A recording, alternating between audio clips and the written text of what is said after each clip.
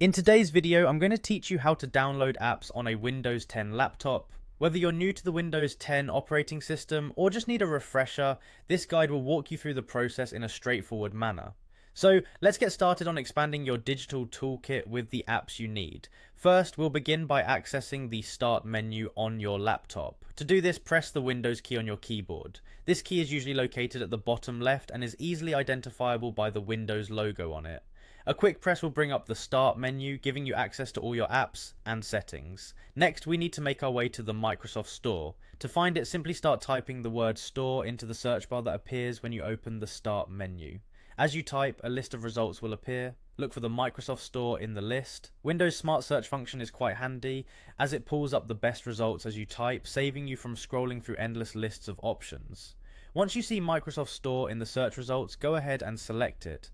Clicking on it will launch the Microsoft Store, which is a central hub where you can browse and download a multitude of apps across various categories. The store's interface is quite user-friendly and intuitive, making the next part easier to navigate. After the store opens, you'll notice a variety of tabs at the top. What we want is the Apps tab, so go ahead and click on it.